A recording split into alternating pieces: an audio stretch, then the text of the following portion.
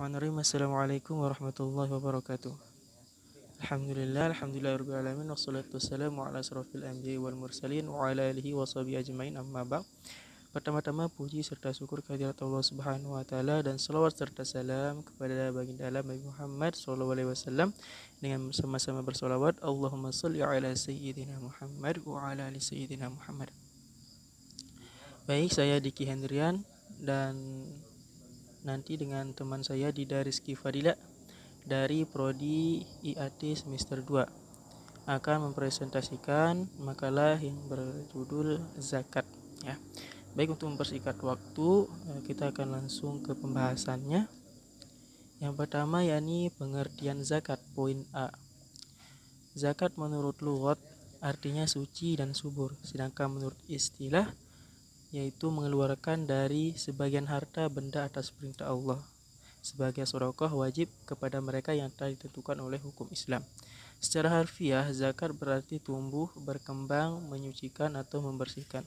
Sedangkan secara etimologi syariah, zakat merujuk pada aktivitas memberikan sebagian kekayaan dalam jumlah dan perhitungan tertentu untuk orang-orang tertentu sebagaimana ditentukan. Baik, kita lanjut ke poin B yakni hukum zakat. Zakat adalah salah satu rukun Islam yang 5 ya, dan hukumnya wajib atau fardu ain ya atas setiap muslim yang telah memenuhi syarat-syarat tertentu. Sebagaimana firman Allah dalam Quran surah Al-Baqarah ayat 42 yang artinya, dan dirikanlah sholat, tunaikanlah zakat, dan rukulah beserta orang-orang yang ruku. Begitu juga dengan firman Allah dalam Quran surah Al-Mu'minun ayat 1-4 yang artinya, sesungguhnya beruntunglah orang-orang yang beriman, yaitu orang-orang yang khusyuk dalam sholatnya dan orang-orang yang menjauhkan diri dari perbuatan dan perkataan yang tidak berguna, dan orang-orang yang mengeluarkan zakat. Itu juga dalam hadis yang diriwayatkan oleh Al-Bukhari dari Abdullah bin Abbas yang mengatakan, sesungguhnya Allah mewajibkan zakat atas kaum muslimin dari harta-harta mereka, diambil dari orang-orang kaya mereka dan diserahkan kepada orang-orang miskin dari kalangan mereka. Baik, kita lanjut ke poin C yakni jenis zakat. Di sini jenis zakat ada 2 ya, zakat fitrah dan zakat mal. Kita akan membahas zakat fitrah terlebih dahulu. Zakat fitrah ini ialah zakat yang wajib dikeluarkan muslim yang menjelang Idul Fitri pada bulan Ramadan. Besar zakat ini setara dengan 3,5 liter atau 2,5 kg makanan pokok yang ada di daerah bersangkutan. Terus yang wajib dizakati siapa aja sih yang wajib dizakati? Jadi yang wajib dizakati itu ada 2 ya. Pertama, untuk dirinya sendiri. 2, muda baik laki-laki maupun perempuan. Kedua, orang-orang yang hidup di bawah tanggungannya. Itu yang wajib dizakati. Nah, terus syarat-syarat wajib zakat fitrah. Nah, syarat-syarat zakat wajib fitrah itu ada 3. Yang pertama, Islam ya. Yang kedua, mempunyai kelebihan makanan untuk sehari semalam bagi seluruh keluarga pada waktu terbenam matahari dari penghabisan bulan Ramadan. Yang ketiga, orang yang bersangkutan hidup di kala matahari terbenam pada akhir bulan Ramadan. Nah, untuk zakat fitrah dari seorang yang makan pokoknya beras tidak boleh dikeluarkan dari jagung, walaupun jagung termasuk makanan pokok tapi nilai lebih rendah daripada beras. Dilihat dari aspek dasar penentuan kewajiban antara zakat fitrah dan zakat yang lain, ada perbedaan yang sangat mendasar. Zakat fitrah merupakan kewajiban yang bersumber pada keberadaan pribadi ya. Sementara zakat selain zakat fitrah adalah kewajiban yang diperuntukkan karena perbedaan harta. Terus yang kedua, kita lanjut ke pembahasan yang kedua, ini zakat mal atau zakat harta. Nah, zakat kekayaan atau zakat mal yang harus dikeluarkan dalam jangka 1 tahun sekali yang sudah memenuhi nisab ya. Nisab mencakup hasil ternak, emas dan perak, pertanian, harta perniagaan, pertambangan, hasil kerja atau profesi ya. Terus harta temuan, masing-masing jenis memiliki perhitungan sendiri-sendiri nantinya. Nanti kita akan bahas. Nah, terus kita lanjut ke poin yang berikutnya, ini poin D yakni benda yang wajib dizakati. Yang pertama itu ada binatang ternak. Nah, jenis binatang yang wajib dikeluarkan zakatnya hanya unta, sapi, kerbau dan kambing. Nah, dasar wajib mengeluarkan zakat binatang ternak ini ialah diberitahukan oleh Bukhari dan Muslim dari Abu Dzar bahwasanya Nabi SAW bersabda sebagai berikut: seorang laki-laki yang mempunyai unta, sapi atau kambing yang tidak mengeluarkan zakatnya, maka binatang itu nanti pada hari kiamat akan datang dengan keadaan yang lebih besar dan gemuk dan lebih besar daripada di dunia. Lalu hewan-hewan itu menginjak-injak pemilik dengan kaki-kakinya. Setiap selesai mengerjakan yang demikian, binatang-binatang itu kembali mengulangi pekerjaan itu sebagaimana semula. Dan demikianlah terus-menerus hingga sampai selesai Allah menghukum para manusia. Hadis riwayat Bukhari. Berikutnya syarat-syarat bagi pemilik binatang yang wajib zakat tersebut adalah: yang pertama Islam, yang kedua merdeka, seorang hamba yang tidak wajib berzakat, yang ketiga milik yang sempurna, yaitu sesuatu yang belum sempurna dimiliki tidak wajib dikeluarkan zakatnya, jadi harus milik yang sempurna. Yang kedua itu cukup 1 nisab ya. Berikutnya sampai 1 tahun lamanya dipunyai. Terus yang keenam digembalakan di rumput yang mubah. Binatang yang diumpan diambil makanannya tidak wajib dizakati. Nanti sisanya bisa teman-teman baca ya di file. Ini pembahasan lumayan panjang.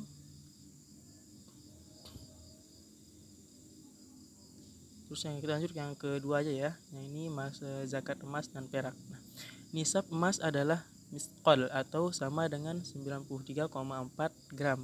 Zakatnya 2,5%. Adapun perak nisabnya adalah 200 dirham atau setara dengan 624 gram.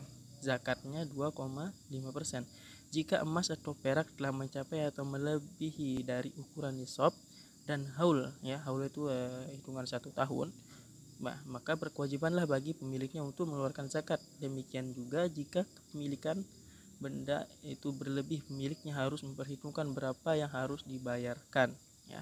Misalnya jumlah emas sebanyak 100 gram, maka perhitungannya adalah 2,5% ya, dikalikan dengan 100 gram berarti 2,5 gram jadi ya, seperti itu. Terus syarat-syarat wajib zakat emas dan perak sebagai berikut. Yang pertama tentu saja milik orang Islam. Yang kedua yang memilikinya adalah orang yang merdeka ya. Terus milik penuh dimiliki dalam dan menjadi hak penuh ya. Terus yang keempat itu sampai nisabnya. Yang kelima sampai 1 tahun disimpan. Yang ketiga yakni zakat makanan hasil bumi. Hasil bumi yang wajib dikeluarkan zakatnya yaitu yang dapat dijadikan makanan pokok seperti ini: padi, jagung, gandum dan sebagainya. Sedangkan buah-buahan yang wajib dikeluarkan zakatnya ialah anggur dan kurma ya. Buah-buahan yang wajib dikeluarkan zakatnya sebagaimana sabda Rasulullah SAW sebagai berikut, yang artinya tidak ada sedekah zakat pada biji dan kurma kecuali apabila mencapai 5 wasak. Wasak itu sekitar 700 kg ya, dalam hadis riwayat Muslim. Dan juga firman Allah yang artinya, dan dialah yang menjadikan kebun-kebun yang berjunjung dan yang tidak berjunjung, pohon kurma, tanaman-tanaman yang bermacam-macam buahnya, zaitun dan delima yang serupa bentuk dan warnanya dan tidak sama rasanya. Makanlah dari buahan yang semacam-macam itu bila dia berbuah, dan tunaikanlah haknya di hari memetik hasilnya dengan disedekahkan kepada fakir miskin, dan janganlah kamu berlebih-lebihan. Sesungguhnya Allah tidak menyukai orang yang berlebih-lebihan. Quran Surah Al-An'am ayat 141. Syarat-syarat wajib mengeluarkan zakat hasil bumi sebagai berikut. Yang pertama pemiliknya orang Islam, yang kedua pemiliknya orang Islam yang merdeka, yang ketiga milik sendiri, yang keempat sampai nisabnya, yang kelima makanan itu ditanam oleh manusia, yang keenam makanan itu mengenyangkan dan tahan lama, disimpan lama. Berikutnya yakni zakat hasil tambang. Nah, zakat hasil tambang berupa emas dan perak apabila sudah sampai memenuhi nisabnya sebagaimana nisab emas dan perak, maka harus dikeluarkan zakatnya seketika itu juga, tidak perlu menunggu 1 tahun ya. Zakat yang wajib dikeluarkan ialah 2,5%.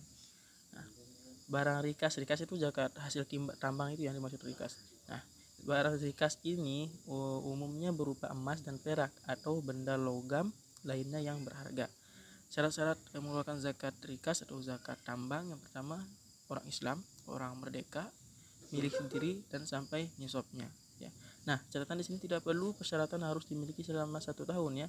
Nisab zakat barang tambang dan barang temuan dengan nisab emas dan perak yakni 20 misqal ya, atau ya 1 sampai 96 gram untuk emas dan 200 dirham atau 672 gram untuk perak. Zakatnya masing-masing 2,5%.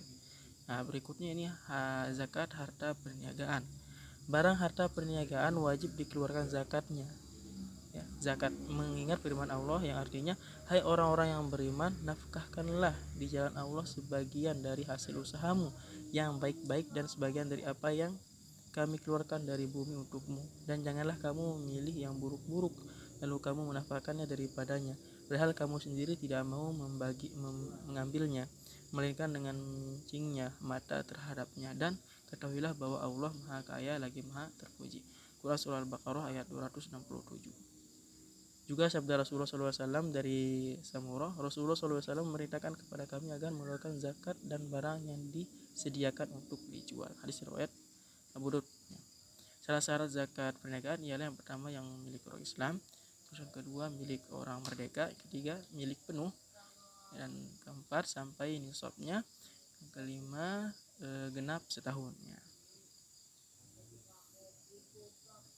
Nah, terus sekarang kita bahas masalah nisab. Nah, apa sih nisab itu? Nisab itu adalah ukuran atau batas terendah yang telah ditetapkan oleh syar'i ya, oleh agama untuk menjadi pedoman menentukan kewajiban mengeluarkan zakat bagi yang memilikinya. Nah, jika sampai ukuran tersebut, orang yang memiliki harta dan telah mencapai nisab atau lebih diwajibkan mengeluarkan zakat.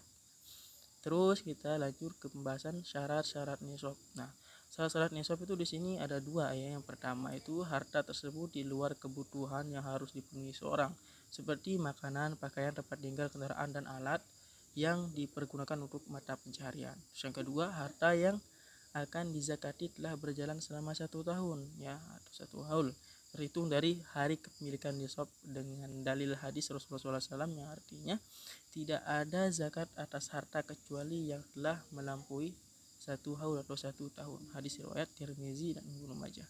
Nah, dikecualikan dari hal ini yaitu zakat pertanian. Zakat pertanian dan buah-buahan, karena zakat pertanian dan buah-buahan diambil ketika panen. Nah, demikian juga zakat harta karun atau zakat rikas tadi kita bahas, yang diambil ketika menemukannya. Misalnya, jika seorang muslim memiliki 35 ekor kambing, maka ia tidak diwajibkan zakat karena nisab bagi kambing itu 40 ekor. Kemudian jika kambing-kambing tersebut berkembang biak sehingga mencapai 40 ekor, maka kita mulai menghitung 1 tahun setelah sempurna nisab tersebut. Ya, begitu ya. Adapun cara menghitung nisab nanti bisa teman-teman baca di file makalahnya. Mungkin itu yang dapat Anda sampaikan. Nanti bab berikutnya nih, bab E, orang-orang yang berhak menerima zakat, akan dibahas oleh rekan saya yang bernama Dida Rizky Fadila. Baik, selanjutnya saya akan melanjutkan penjelasan bab zakat poin E, orang-orang yang berhak menerima zakat. Orang-orang yang berhak menerima zakat hanya mereka yang telah ditentukan Allah Subhanahu wa Ta'ala. Dalam Al-Quran, mereka itu terdiri atas 8 golongan. Allah Ta'ala menjelaskan dalam kitabnya yang mulia tentang golongan-golongan penerima zakat dalam firman-Nya, yang artinya, sesungguhnya zakat itu hanyalah untuk orang-orang yang fakir, orang-orang yang miskin, pengurus-pengurus zakat, para mu'alaf yang dibujuk hatinya untuk memerdekakan budak, orang-orang yang berhutang untuk jalan Allah, dan untuk mereka yang sedang dalam perjalanan. Sebagian suatu ketepatan yang diwajibkan Allah, dan Allah Maha mengetahui lagi Maha bijaksana. Quran Surat At-Taubah ayat 60. Yang berhak menerima zakat: 1. Fakir, yaitu orang yang tidak mempunyai harta atau usaha yang dapat menjamin 50% kebutuhan hidupnya untuk sehari-hari. 2. Miskin, yaitu orang yang mempunyai harta dan usaha yang dapat menghasilkan lebih dari 50% kehidupan hidupnya tetapi tidak mencukupi.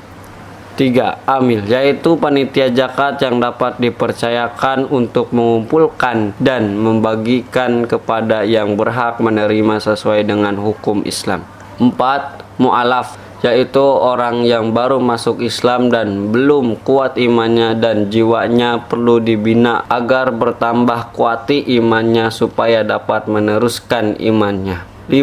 Hamba sahaya, yaitu orang yang mempunyai perjanjian akan dimerdekakan oleh tuannya dan jalan menembus dirinya. 6. Gharimin, yaitu orang yang berhutang untuk sesuatu kepentingan yang bukan maksiat dan ia tidak sanggup untuk melunasinya. 7.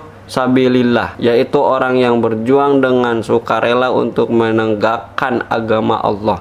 8. Musafir, yaitu orang yang kekurangan pembekalan dalam perjalanan dengan maksud baik seperti menuntut ilmu, menyiarkan agama, dan sebagainya. Kemudian yang tidak berhak menerima zakat. 1. Orang kaya. Rasulullah SAW bersabda, tidak halal mengambil sedekah atau zakat bagi orang yang kaya dan orang yang mempunyai kekuatan tenaga. Hadis riwayat Bukhari. 2. Hamba sahaya, karena masih mendapat nafkah atau tanggungan dari tuannya. 3. Keturunan Rasulullah. Rasulullah SAW bersabda, sesungguhnya tidak halal bagi kami ahli bait mengambil sedekah atau zakat. Hadis riwayat Muslim. 4. Orang yang dalam tanggungan yang berzakat, misalnya anak dan istri. 5. Orang kafir. Poin F. Beberapa faedah zakat. Faedah diniyah atau segi agama. Dengan berzakat berarti telah menjalankan salah satu dari rukun Islam yang mengantarkan seorang hamba kepada kebahagiaan dan keselamatan dunia dan akhirat. Merupakan sarana bagi hamba untuk taqarrub, mendekatkan diri kepada Rabb-Nya, akan menambah keimanan karena keberadaan yang memuat beberapa macam ketaatan. Pembayar zakat akan mendapatkan pahala besar yang berlipat ganda sebagaimana firman Allah yang artinya Allah memusnahkan riba dan menyuburkan sedekah. Allah memusnahkan riba dan menyuburkan sedekah. Quran surat Al-Baqarah ayat 276. Dalam sebuah hadis yang muttafaqah alaih, Nabi Muhammad SAW juga menjelaskan bahwa sedekah dari harta yang baik akan ditumbuh kembangan Allah oleh berlipat ganda. Zakat merupakan sarana penghapus dosa seperti yang pernah disabdakan Rasulullah SAW. Faedah ijtimaiyah, segi sosial kemasyarakatan. Zakat merupakan saran untuk membantu dan memenuhi hajat hidup para fakir miskin yang merupakan kelompok mayoritas sebagian besar negara di dunia.